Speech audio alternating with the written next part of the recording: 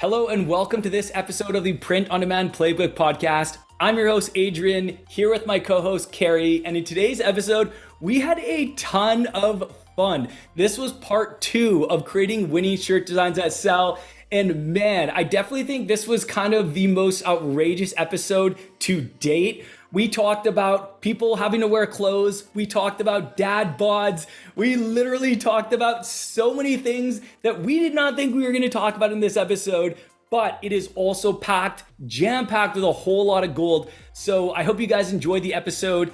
And lastly, real quick, if you haven't already, please be sure to subscribe to the podcast. It helps us reach new listeners and it helps you never miss an episode. So thank you so much. We're glad you're here. You guys are awesome. Let's go.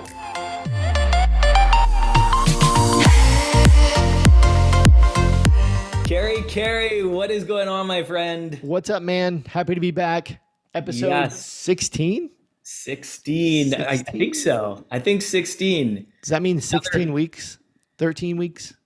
It's a lot of weeks. Something like that. Yeah. I mean, we launched in January with 3 episodes? Pumped. And dude, can I just say, all right, like, I don't know if the listeners know this, but Kerry and I are absolutely obsessed with the analytics of this podcast. Like every single day we are going on Chartable and we are looking at where the podcast ranks. And I'm really excited and honestly surprised that we consistently are ranked in the top kind of, I would say 200 podcasts in the category of entrepreneurship within the US. And we have to give a huge shout out to our listeners because they're the ones that made this happen, not us. So guys, man, like, I think I feel like we're always saying thank you, but there's just an overwhelming amount of gratitude from us because you guys are helping skyrocket this podcast. And it's exciting for us because it means that clearly people are liking what we're putting out. So guess what? As a result, we're going to put out more stuff. So thank you guys. And you guys are amazing. Yeah, I was just saying I think the highest we've hit is like 120 in the entrepreneurship category in the United States. So wow. we would really love to get in the top 100. So help us do it. Like hit that share button, like text it to a few of your print on demand friends. Anybody you know that might get value from this, spread it out there. I just think it's wild that like a print on demand focused podcast is doing so well. Like that's really cool. Because I feel like print on demand is it's a pretty niche, like within business and entrepreneurship and marketing and all the different types of businesses you can have. So it's really cool to see that. I believe we're going to crack that top 100 any day. Oh yeah, we got to do it. We got to do it. Everyone keep binging the episodes. We're going to keep the content coming week after week. And I want to actually give a shout out because we're trying to acknowledge our amazing listeners. And we really, really love when people leave us reviews or even just comments on YouTube. But I want to give a shout out on a review. This is actually from back in February. I've just been going kind of to the oldest reviews and making our way up. And this is from, where did the review go? Not Super Burrito Baby. That was the last one. This is from Laurel and Oak. So she left a review saying, thank you, 5 stars. Really enjoying all of the content and have found myself waiting for a new episode. I have yet to start POD yet, but your info has been very helpful. So a big thank you. Laurel and Oak, thank you. Thank you for being a listening. So thank you for being a listener. Thank you for listening to the podcast. And we really hope that you do take that step, and we're here to help you every step along the way. So you're awesome. All you guys are awesome. Thank you so much. And Kerry, with that, why don't we just jump right into our back-to-back part 2? Let's do it. So this is part 2, as you probably already know, creating winning shirt designs that sell. Just to give everybody a quick recap, we had 7 tips for winning designs in the first episode. In part 1, I'm going to go through those real quick. So tip number 1, create designs that invoke emotion and relatability. Tip number 2, spy on your competitors to find their best-selling designs that you can use as inspiration. Tip number 3, take inspiration from the design itself, not just the slogan. Tip number 4, repurpose winning slogans from competitors and other successful t-shirt brands, even in completely different niches. If you don't know what I'm talking about, you're going to have to go to the last episode because we expand on all these. Tip number 5, repurpose your best-selling designs to create new winning designs. Tip number 6, remix your best-selling designs to create new winning designs. And tip number 7, scale your best-selling designs by adding them to other styles and products. So that was 7 tips from our last episode. Obviously, those were just the headlines, just the condensed version. So go back and watch that because those were really, really good tips, those top 7. So I'm going to kick it off today with tip number 8, which is capitalize on holidays. Okay, the big thing I want to say about this tip is I think a lot of sellers automatically think I have to have like a holiday focused brand to actually create these holiday designs. And Adrian's shaking his head. For you guys listening on audio, Adrian's like, no. I do think that's a really I think a lot of people miss out on the holiday hype because they're like, my brand is not Christmas focused or whatever the holiday might be. Mm-hmm. But there's huge opportunity to take your designs and make Christmas versions or whatever the holiday may be. I think we've got some other tips in here that might kind of focus on some other holidays, but specifically like, especially around the holiday season, other ones like July 4th, maybe, there's different holidays you can do this, but you can do a couple things. You can take your existing designs and then you can create holiday versions of those that capitalize on some of that hype. Because I mean, let's be real here. Like, I think most people understand that, like, from, October through like the end of the year, people are just like begging for products to pull their wallet out and buy. Like, it's just like, I struggle to find the perfect gift for my wife. Like I'm paying so close attention to Facebook ads as I go through, because I'm like, I gotta find that gift. Like, somebody please take my money. So like, you have to capitalize on that holiday hype, especially in that 3-month, the fourth quarter kind of hype with Black Friday, with Christmas, all those kind of things. So taking your best-selling designs, making a Christmas version, a festive version, but also, also thinking of new designs that you could come out with that might be more focused on holidays.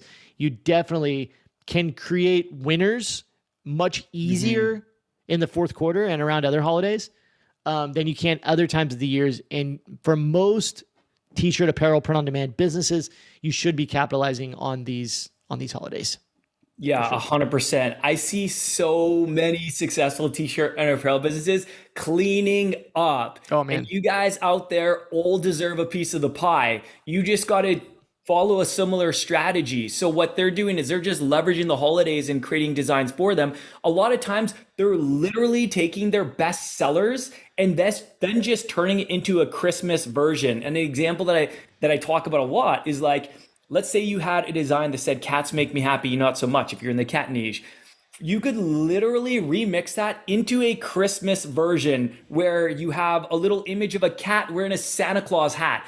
And now all of a sudden it's a totally different design with the same slogan, but all of a sudden it's totally relevant to Christmas. So what I recommend doing is try to merge your niche and the holiday. That is the most powerful. You don't think a cat lover is going to love a Christmas inspired cat lover shirt around Christmas time? Like, go ahead, Kerry. No, I'm just going to say, like, even changing up the slogan a little bit, where you mentioned having the cat wear a Christmas hat or something on the t-shirt design. That's a great idea. And also just thinking like that one's so easy because it could be cats give me Christmas joy or cats give me holiday joy, you not so much. You know what I mean? And then it's a cat with a Christmas hat. So you could change up the slogan or change it up a little bit and it would fit right in.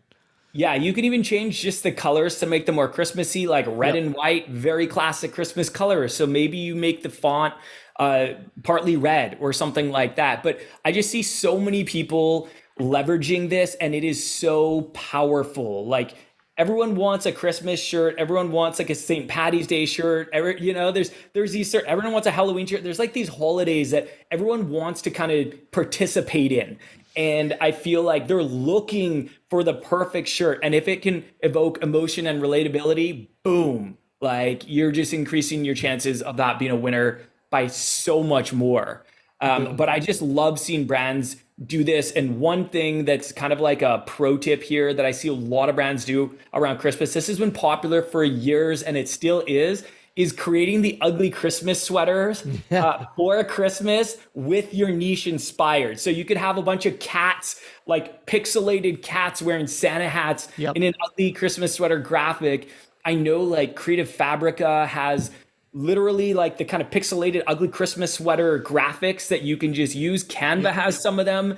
So guys, there's no excuse. I want to hear about people leveraging these holidays. It's a great way to boost sales around the holidays and give people a reason to buy. Definitely. So let's move on to tip number 9. So we're doing 13 tips, by the way. We are on tip number 9, and that is kind of similar. 5 more. Is it 5 more? Okay. 5 more with Here we go. We're gonna try not to make this 5 hours long, okay? 1 hour per tip. Yeah, 1 hour. Welcome to part 13 of Winning Designs. That'd be so funny. Yeah, we could do it like 10-minute segments, but no, this is good.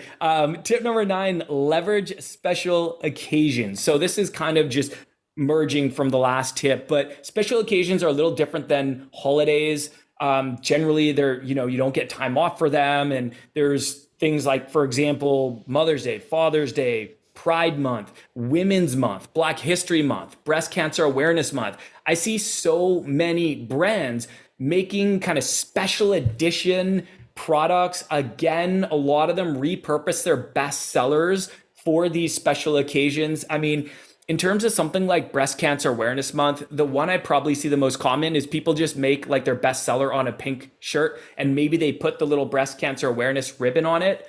And then all of a sudden it's a special edition shirt in, I believe it's October is Breast Cancer Awareness Month. And you can make a lot of sales and you're doing good. You're spreading awareness of the month. And a lot of times I see brands say, a special percentage of a portion of the sales will be donated to breast cancer awareness, which is really powerful. It just gives people one more reason to buy. But it's just, I've seen so many brands take advantage of these, especially, these are some of the biggest ones that I see is, first of all, Mother's Day is just such a massive holiday. Like, I don't think people realize the extent of how much people spend on Mother's Day. Like, it is a massive, and Father's Day too. If you can come out with like a really solid mother or father design that invokes emotion or relatability, sometimes it would make people laugh out loud. Sometimes it'll make people cry. I've seen both of them do really good for these occasions. Not only that, there are so many things that I feel like do particularly well around Mother's Day, especially comes to mind is like jewelry. So if you're selling jewelry, you can really do well around this. You can make special cards for your jewelry that talk about, mothers or whatnot. I've even heard of people using ChatGPT to create little write-ups about emotional write-ups about Mother's Day, and then using them for jewelry. I think it was Ryan Hogue that I heard mention that on his podcast, which I was like, damn, that is solid. Like, what a great use of ChatGPT. But Kerry, your thoughts? Yeah, I think it's the same strategy as the last tip, right? It's just any opportunity you get to capitalize on something that's a little hyped up. I mean, that's on everybody's mind, not even necessarily hyped up. It's on everybody's mind right now. Literally as you're listening to this, I don't know what the exact date is when this comes out, but as you're listening to this, men, fathers, husbands everywhere are looking for, and sons and daughters obviously are looking for the perfect Mother's Day gift right now. Millions of mothers, right? And like right now, that's what's happening right now. And so if you can put something in front of them that, speaks to them, and it's some of the things that we talked about in part 1, it's got that emotion, it's got the built-in emotion. Like you love your mom, you know what I mean? Like it's got that built-in emotion. Your mom loves you.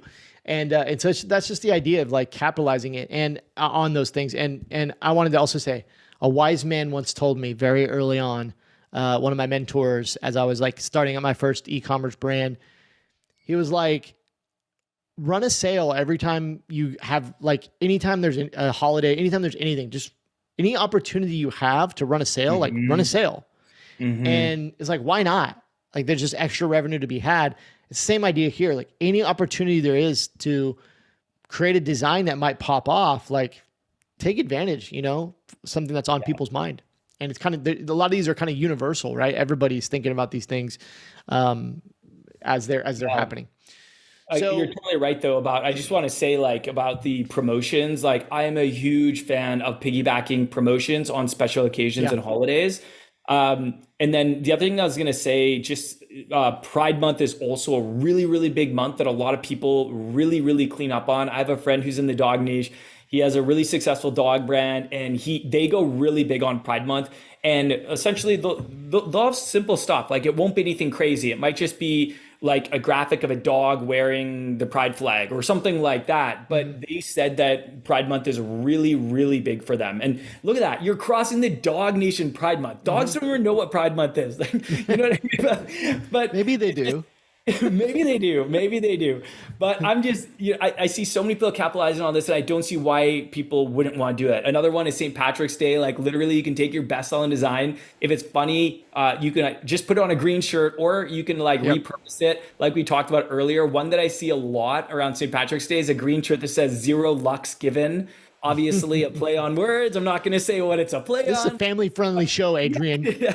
You can probably guess what it's a play on, but I just thought that was so freaking clever. And I was like, damn, I wish I thought of that. Why did I come up with that? Someone made 6 figures from that design. Easy. So good. So, all right. Okay.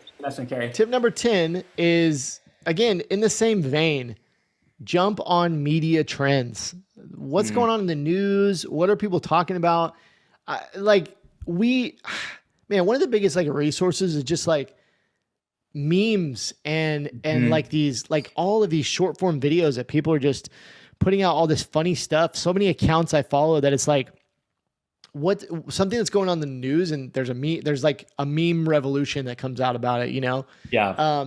It's the same idea as what we've been talking about, but like anything that's on people's mind that's being talked about at that moment.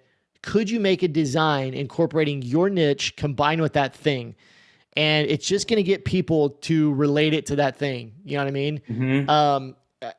For some reason, the one that always comes to mind, it's just like, it's not even an example of a t-shirt really, but like a news thing, is the Johnny Depp trial, which has been a while now. Oh my God. But like the Amber Heard and Johnny Depp trial, like that, just, there were so many like memes and just funny things that happened. And like, Amber Heard's face, like the faces she would make in the courtroom. My wife was all up in it. That's why I know all about. But like stuff like that's happening. Millions and millions of people are talking about it at those like daily. So like, could you put out a Pirates of the Caribbean cat shirt, with the pirate cat on it? Like, I don't know, like just something like that. You just think everybody's thinking about Johnny Depp at this moment. Like, what could I do to like tie those things in, so just thinking about those kind of things. That's the spirit behind it. Some of the examples we have here: celebrity quotes, politics is a huge one, TV quotes, things going on in the news. One of the huge things is when it's election season, specifically presidential elections. This is controversial. I don't know. It's not something everybody will want to get into, but like, I'll give you one example. It's always the one that comes to mind with politics, and this is an easy one to envision the shirt. But like the "Make America Great Again" slogan, right? Like there was this gold rush of like probably thousands of T-shirts and different things where you just put your niche in place of America, and it's like "Make blank great again," and it was like every different item, and you're just playing off that slogan. So, it can be pretty powerful, and that's my take on it. What do you think?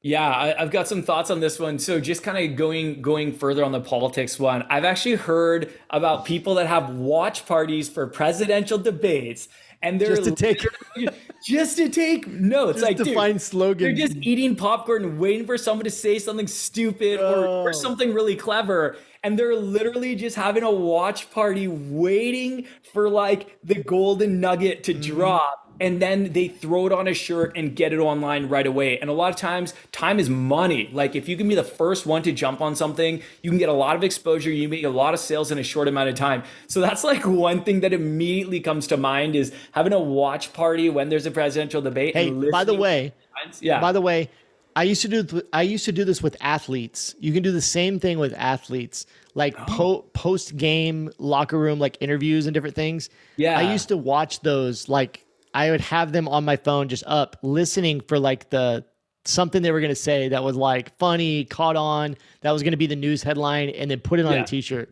Like if you're in any of those niches, like man, you can do it in so many different ways. Oh yeah, you can even repurpose it even if you're not in the politics niche. Like I know a lot of women in like the empowerment niche, they were taking things like I remember Kamala Harris, she said, "I'm speaking," or something like that in a presidential debate, and people put it on a shirt. I've seen it all over the place. I've seen it on so many shirts, and they just literally took that like tiny little quote and put it on a shirt. And maybe a lot of them weren't in or aren't in the politics niche. So there's definitely things you can do there. Other media trends, kind of like I guess politics or news related, that I've seen some that were really successful is I remember a couple of years ago when Ruth Bader Ginsburg passed away, all of these shirts came out that were like paying tribute to her.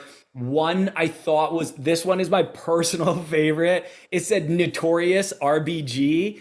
And she was like wearing a gold crown, and it was a play on the Notorious B.I.G. shirt, like that iconic shirt of Notorious B.I.G. wearing a gold crown. Yeah. But instead it said Notorious RBG. And I was like, oh, I wish I thought of that. That's so brilliant. And so many people were putting out shirts for her. I even saw people wearing the shirts. Like she became an icon, and people were capitalizing on that. Another one, just to balance it out for the listeners. I'm sure you saw, oh my gosh, like the bazillions of Let's Go Brandon items. So many. That was like, dude, that was like, I know somebody that literally just spun up a web page when that happened and just made a Let's Go Brandon t-shirt. And then they hired an influencer, like a conservative influencer right away to like promote it. And I think the first day, literally they made this in one day, print on demand. The first day they did like $1,700 just from like, boom, like in a couple hours. Like it's wild. The virality of it. Yeah, I heard that so much money was made on that graphic. Yeah. So much money. Imagine who made it first and got it out first. Like this stuff happens overnight, like in the snap of a finger. And if you can be quick to jump on a trend, it doesn't have to be politics. It could be celebrity quotes. Like Kerry was talking about memes. A lot of people say hilarious things in memes that can be put on shirts. You know what I mean? Or you can do like a little kind of spin-off of that. But there's so many things in the media all the time. And a lot of times they're actually turned into like Instagram Reels or TikToks. One thing that's really, really trendy right now on TikTok is using CapCut templates. And a lot of them take little clips from videos. Like there's a lot from The Office. I don't know if you've seen the one where it's Dwight and the CFO, and he's like, what did he say? Oh man, it was so funny. He was like, what happened?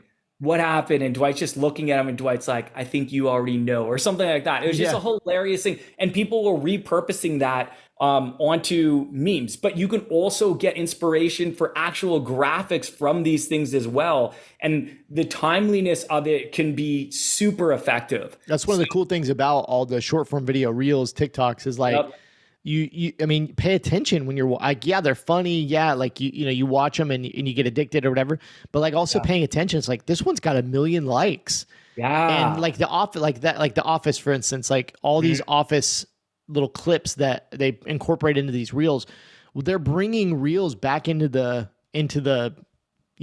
current time, like of people's subconscious. They start thinking about it more. And so if there's something you can play off of there, bring it into your niche, like, it's a great opportunity.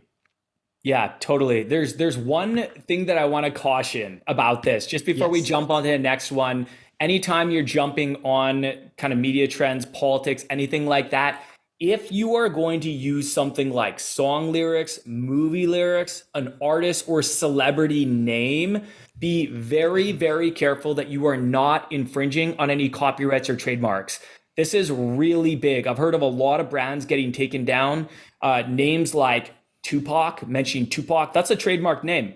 Biggie, I think that's trademarked. A lot of these artists, you actually can't use their name and they'll come after you if you try to put it on a shirt. So I just want everyone to be They will very come out of the grave. They will come out of the grave. Their estate will. Well, they've got like these brand owners that are like trying to protect the copy mark and the trademarks and copyrights, and so we all know Tupac's alive, anyways. Very careful. Oh yeah, Tupac's totally alive. Are you kidding me? He lives in Europe. He lives in Europe. Maybe, I don't know. Anyhow, why don't we jump on to tip number 11? I think it's you next. I did jump on media trends. Okay, cool. Next. All right, cool. Tip number 11, sell your products on proven best-selling shirt colors. So just so everyone knows, there are best-selling colors, and there are colors of shirts that sell significantly better than others. The best-selling t-shirt colors are as follows: black, white, gray, like a charcoal gray, and navy. I believe that was according to Amazon Merch on Demand or something like that. I actually looked and got this data, and it totally makes sense. Like, I've sold a lot of colors over the years, and these are always the ones that have performed best for me. Now I narrow it down. I usually only offer a design on 1 to 2 colors when I first release it, and only if it does well, I might drop it on special edition colors. And maybe that's just one more color or something like that. But I will say black is the undisputed best-selling color. So if there is any color shirt that you should be putting your design on, I highly recommend at least offering your design on a black shirt. And there's so many reasons why black shirts sell so well. 1, they're flattering on most body types. 2, it's not see-through like white or light colored shirts. That's always a concern with, customers. Something that I hear about a lot is it see-through, and a lot of times they are. Like, a lot of white shirts, even high quality ones, are a bit see-through, especially if they get wet. So you got to be really, really careful. Another reason black sells well: it looks clean for longer, doesn't get as dirty as easily as lighter colored shirts. Like, I don't know about you, Kerry, but when I wear white shirts, I get like that brown ring around the collar, and I'm like, oh, you're just dirty, bro. It's just I was out in the sandstorm. Seriously, I don't really wear white shirts. Like, I think I have like 1 or 2 white shirts. I never buy white shirts. Like, I literally put on a white shirt and I'm just like, wow, the dad bod is real today with this white shirt. I'm like, can I get another black shirt? If you guys wonder why I wear black shirts, it's because they are flattering. Yeah, they're flattering on the dad bod. Anyways, totally. No, I only have, I think, 1 white shirt, and I barely wear it because they just get like stained so easily. You spill one little thing, it like shows so easily. Yeah.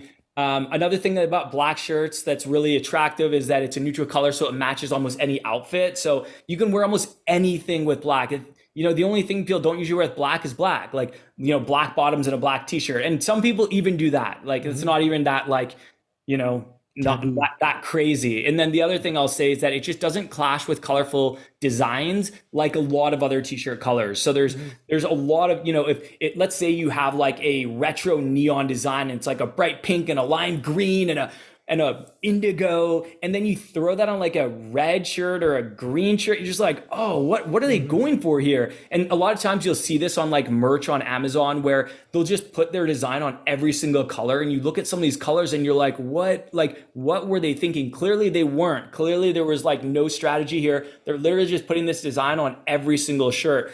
But not only that, it just gives people so many decisions, and that can easily lead to decision fatigue. So that's why you look at a lot of premium brands, you look at like Tesla, you look at Nespresso, you look at Apple, notice that like they don't have a massive selection for you to choose from. They usually have a small selection, and they do really well for themselves. So we can take a hint from those successful brands.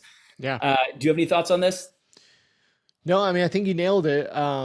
Yeah, I mean, one thing I see a lot is I see people wanting to put all the colors. They just want to put they just want to sell in all the colors, but it's like, that's actually doing a disservice to your sales. Like, all the colors aren't meant for that design. Like, that design is going to look really bad on some of those colors. And the other thing, like you said, is like, some of those colors just don't sell well. Like, I have tried for years to love royal blue t-shirts, and I just don't like royal blue t-shirts. Like, you know what I mean? Like, it's not a bad color. It's just like every time I put it on, I'm just like, why? It just looks bad. I just don't like it. It almost it just makes me feel like I think it's something about like, it doesn't feel current. It feels like really old school. Like I don't know, just royal blue does not work for me. You know what I mean? And so there's certain colors that just don't sell well because I think they're just not flattering for people. I agree. And, in general. And, but I do see a lot of stores that have too many colors. That's kind of a whole nother subject, but keep your colors to a minimum. As we said here, black, white, charcoal gray, maybe heather gray would be the only one I would show in there. We're both wearing like kind of a heather gray. Mine's we're like totally matching today. Mine's acid gray. Yours is heather gray, but whatever. But anyways, so yeah, like heather gray, navy, charcoal gray, white, black. Keep it to a minimum. Sell the best colors or show the best colors, but keep your options to a minimum because that reduces decision fatigue. And you're also just going to be showcasing your the best looking colors. So that's all. Dude, I have to say, man, you might get hated on a little bit for your comment on royal blue shirts, given that you're from Oklahoma. I know. And the Oklahoma City Thunder, isn't their color like royal blue? Oof. Well, I actually think it's is it royal though? They're kind of navy and orange, but maybe royal blue I think is kind of in there as well. Speaking of the Thunder, we made it into the playoff or the play-in tournament. We were supposed to win like 12 games this year. We ended up doing much better and made the play-in. So we're playing the Pelicans. When you're hearing this, we already won or lost. So I thought you were gonna say we already won. But I'm pumped. I'm a huge Thunder fan. Been since 2008, since they came to Oklahoma City. Sorry, Seattle fans. All right, let's keep going. All right. Number 12. Yeah, I think this one's you. Tip number 12, use high quality product images. So yeah, I mean, you can have a great design, but like if your mock-ups and your images stink, it's not, you're not helping your chances. So it kind of goes without saying, but you want to have high quality mock-ups that are visually appealing. And there's a couple things that goes along with that. So there's two types of mock-ups you want to consider. The first is a standard, just the shirt itself. To go along with that though, many print on demand mock-up, the standard mock-ups they kind of stink. Yeah. So I would definitely consider investing in a just more visually appealing mock-up, but you want a standard, like just the t-shirt, probably a digital mock-up. Some people like to take their own photos. If you're a photographer, you want to do that, feel free, but just take a really nice, clear picture of the t-shirt. Get a high quality mock-up. The second type is lifestyle images. It's important to have lifestyle images because it's important for people to be able to see what the t-shirt, the design, the color, all that stuff looks like on an actual person, right? Like they want to see maybe how it fits or what it looks like or just what it looks like on different types of people, those kind of things. So a couple of things that are important to remember are that the person wearing the t-shirt in the lifestyle mock-up ideally should look like your target customer so that they can imagine themselves wearing that t-shirt design. And this is another thing I see to go along with having all the color options. A lot of people, they go into Place It. We love Place It. Place It's amazing. But the problem is Place It gives you a million options, right? Yes. All different body types. Like one I saw recently that, I was kind of like, was, I'm not going to call out the specific brand, but let me just put it this way. And hopefully this doesn't come off like insulting, but the brand was focused on people that live in Louisiana. But the guy was literally the buffest guy you've ever seen in your life. Like muscles just bulging out of the shirt. And he's wearing this Louisiana shirt that was about like food or something. And my thought was, and I love you, Louisiana, but I was like, does this look like the typical guy in Louisiana that's buying a t-shirt about food? I mean, you can look up the statistics. I live in Oklahoma, one of the most unhealthy states in the United States. I think Louisiana is even lower on the list. I'm just saying the target customer is probably not that guy. That's all I was saying about that. So it's like, that's something to consider is like, what does your customer look like? You know what I mean? And you want to showcase people that look like that customer. Yeah, So that was an awesome design, though. By the way, I have to say, I know what you're talking about. That design was awesome. I love the design. It was perfect for Louisiana. What she said was that that T-shirt was actually selling. Like I think that mock-up was actually selling a little bit. Yeah.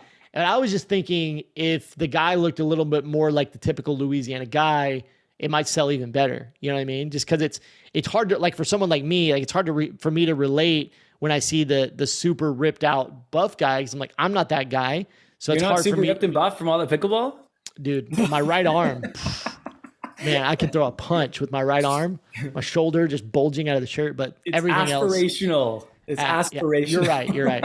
I don't aspire to look like that guy, though. When I say the guy was buff in this mock-up, it was like too buff. Like steroids buff.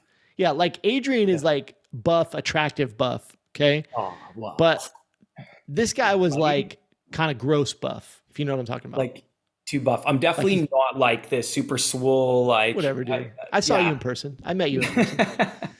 Adrian's like tall, dark skin, just, ripped. Anyways. Say more. Just kidding. Keep going. We both have wives. We both have wives. We're both very happy in our relationships. Yeah. Anyways, so those are some more tips. I got to finish up the tips. Tip number one on lifestyle mockups. Make sure that the people that you're showcasing are, I would say, either look similar to the person you're the typical ideal customer you're going after, or a small step above in looks. Like it is good sometimes to have a little bit more attractive person, for people to aspire. They want to look like that person. Number two is you want the design to be the hero of the image. This is a really good tip. I love the way that you phrase that when you say that's an Adrian thing, is he says you want the design to be the hero of the image. What we mean by that is you want that design to be front and center, to be visible. A lot of mockups, lifestyle mockups we see, like even on Place It, the person is turned to the side where you can't really see the design clearly. You want it to be lighted well, and you want that design to be right up in front so that when somebody sees that on an ad or a social media post, they know that it's a post for a t-shirt. It's not just a post about somebody with their motorcycle also wearing a t-shirt. You know what I mean? Right. So the t-shirt needs to be the hero, or the design needs to be the hero of the image. It's not always a t-shirt, but the design needs to be the hero of the image. And lastly, you want your design to be easily visible on a mobile device. So if it's a small design, you need a mock-up where the design is very close, because you need it to be visible clearly on a phone or mobile device. Yeah, 100%. So for an example of that, like one design that's really popular, that's been really popular for a couple of years, is that like pocket of flowers or pocket of sunshine. I don't know if you've seen that, where on the chest, there's like a flower graphic coming out of the pocket or a little sunshine coming out. Yep. And for something like that, you might want to start with a lifestyle image of someone wearing it, but the second image should probably be a close-up just on the chest showing the graphic, especially if there's words, because it's going to be hard to make it a thumb stopper if the words are super tiny on a mobile phone. Someone scrolling through Instagram or TikTok or something like that, they'll just go right past it without even noticing it. So but going back to the, I think making the designs look like your target audience is something that people just don't really think about that much. And I do think it's so important. And I think you mentioned this, Kerry, at one point. I don't know if this was in like Six Figure Founder or if this was on a past podcast, but you said something like, if you're targeting like adult gamers, you don't want a teenager gaming, you don't want a photo of a teenager, someone that doesn't look like your ideal audience. And I totally agree. And a lot of times I see brands do this. You ask them, okay, tell me who your niche is. And they'll be like, oh, I'm targeting women 35 to 55 that live here, and this is their sport that they're interested in and stuff like that. And then you see someone that doesn't look anything like that wearing the design or doing something totally random. Like Place It has a lot of random mock-ups. Like there's ones of people blowing bubbles with bubble gum, and there's people holding basketballs, and that's great if you're in the basketball niche. But let's say you're in like the fishing niche, and then you use one of this person holding a basketball. It's kind of confusing. You're like, I see that all the time. That's so random. Me too. It's shocking how much I see it. Like I go to the website and it's like, you just need to think of it this way. If this is how I want you to think of it, whatever your target, whatever you are, whatever category you fit into. Like for me, I'm about to be 34. I'm a 34-year-old dad. I live in Oklahoma. I got 2 young kids. I've been married about 10 years. That just gives you a little bit backstory on me. If I go to a website and I'm considering a t-shirt and the model is 74 years old and it's a woman, I'm gonna my first thought is, this is not for me.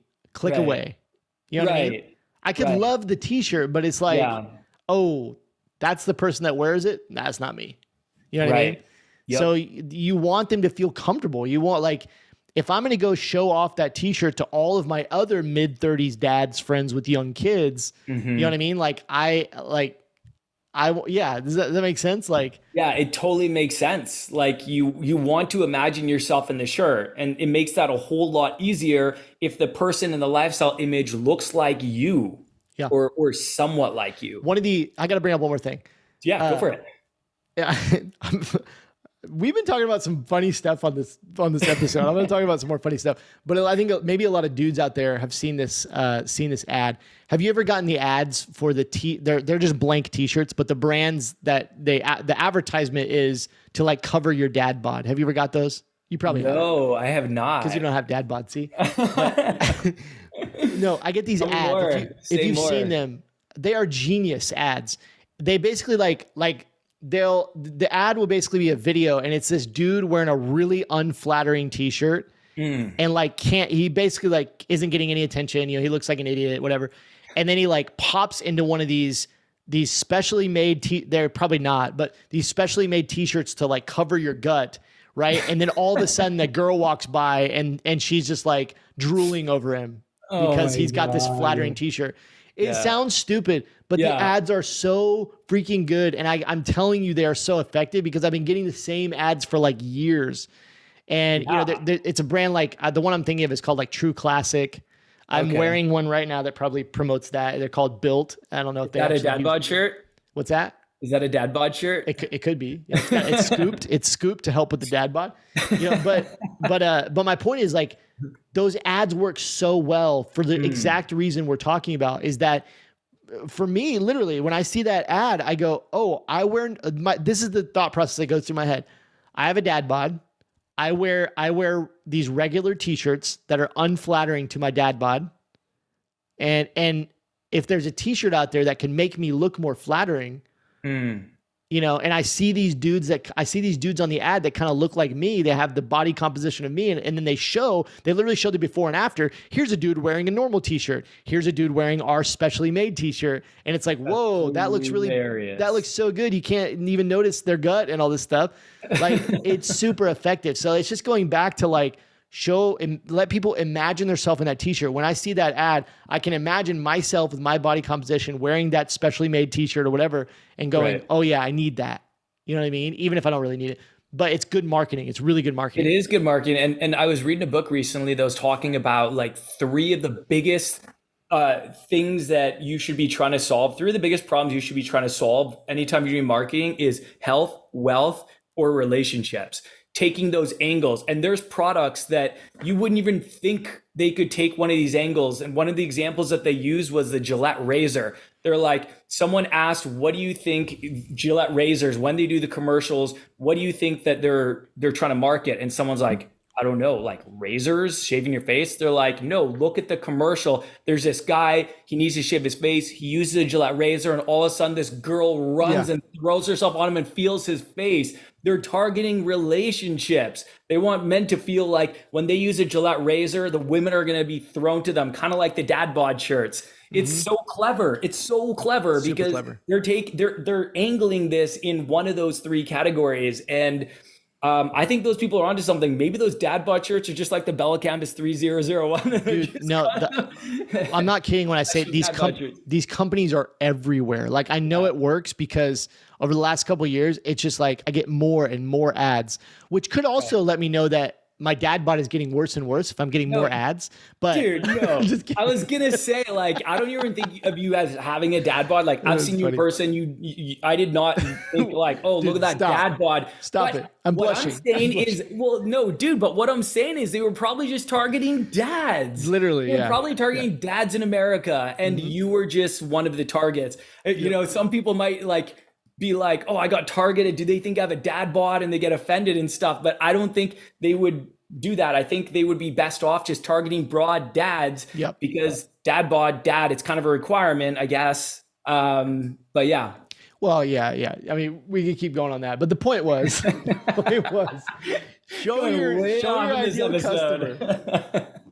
This is my favorite episode of all time. We're talking about dad bods. We'll just talk about my body the whole time.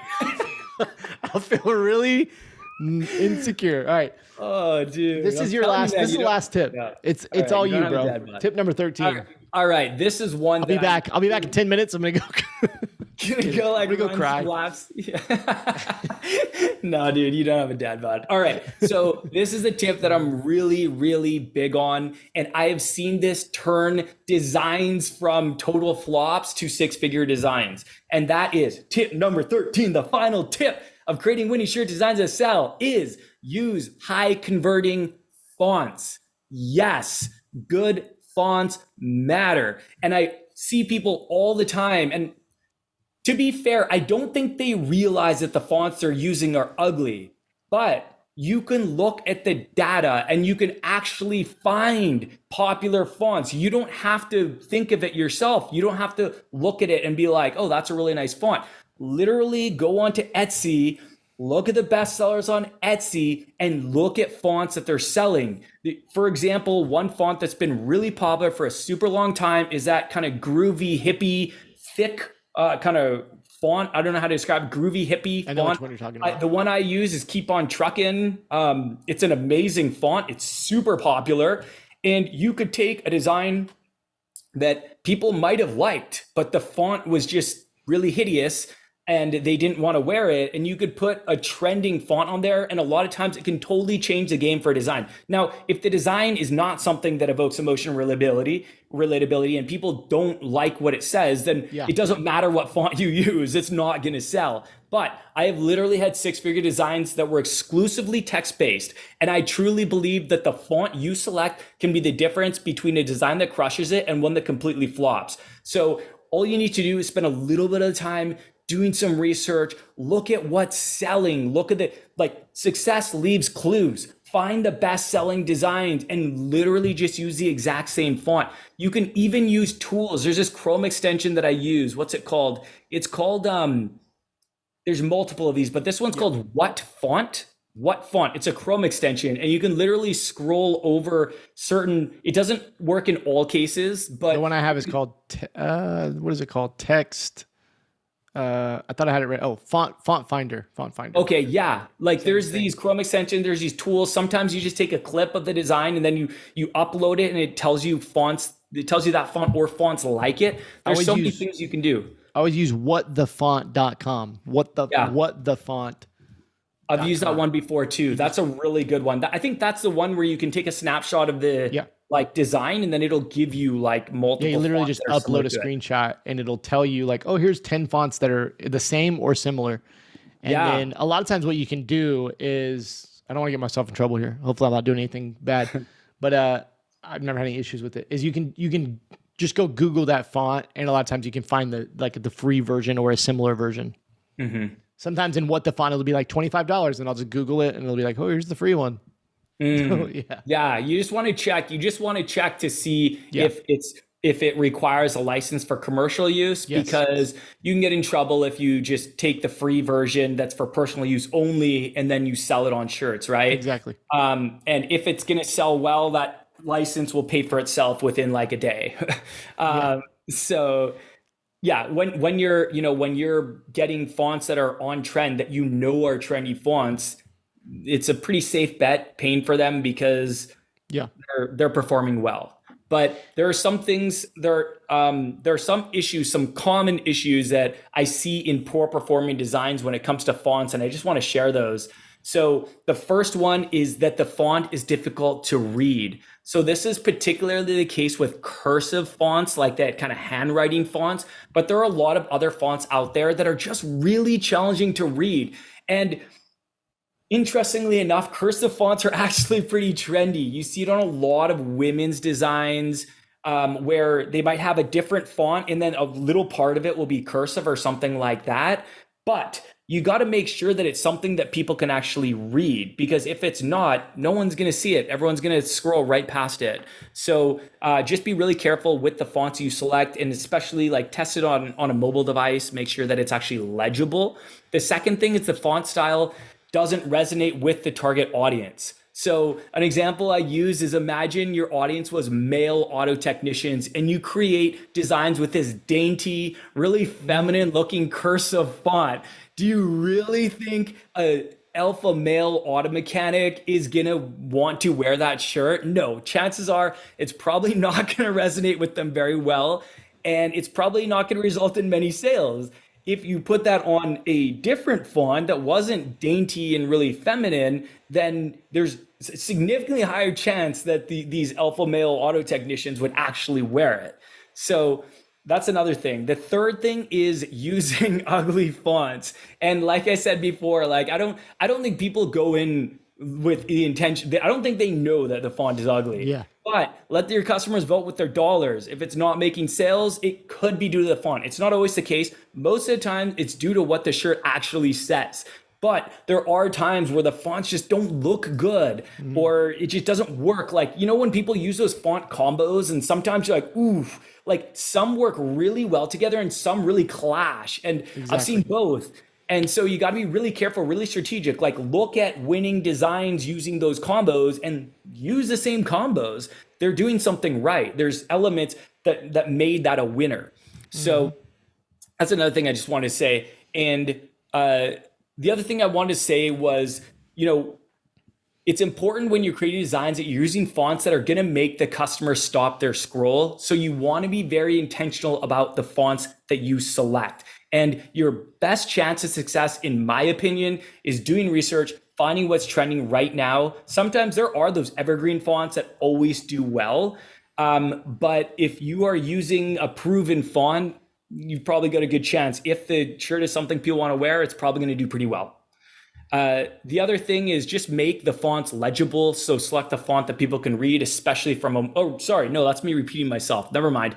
But the third thing is use fonts that are already working. So if you have a design that is performing really, really well, try using that exact same font in some of your future designs. I've done this so many times. Like anytime I have a 6-figure design, you best believe I'm going to put that exact same font on future shirts, because something worked, something people liked about it. And clearly they weren't turned off enough by the font to not buy it. So there's a good chance that it can do really well. And a lot of times it does.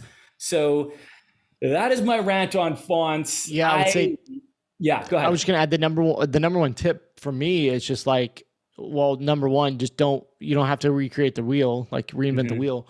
I just like to go to like popular clothing brand websites and just look at the best selling designs and just look at those font styles. I mean, it's not rocket science. I mean, like you said, you do it a lot on Etsy. A lot of times I try to go to we mentioned this in previous tips, but I try to go to the stores where my customers are already shopping.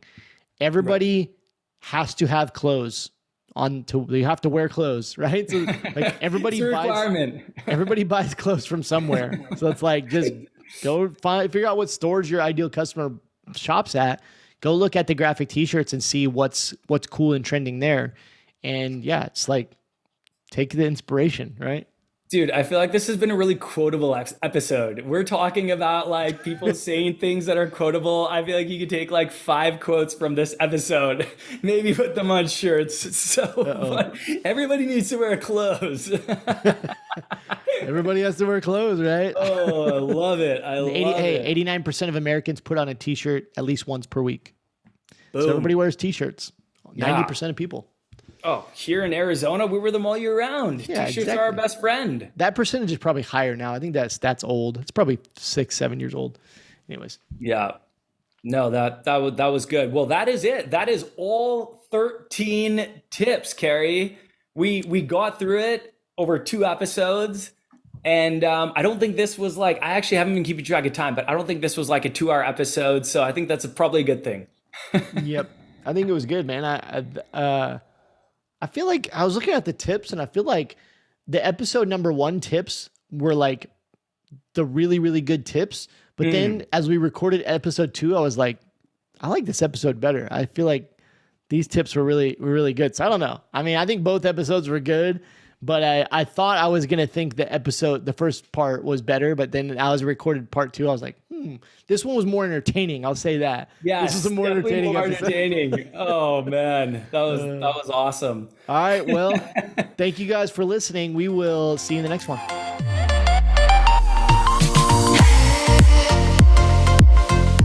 Thank you so much for listening to this episode of the Print on Demand Playbook podcast. If you enjoyed this episode, do us a quick favor and just leave us a quick review on whatever podcast platform you're listening on. It's completely free to do, but it helps us a ton. If you're watching over on YouTube, hit the like button, also subscribe, and just leave us a quick comment and let us know what you think. We'd also love to feature your review, possibly on a future podcast episode. So with that being said, thank you so much, and we'll see you soon.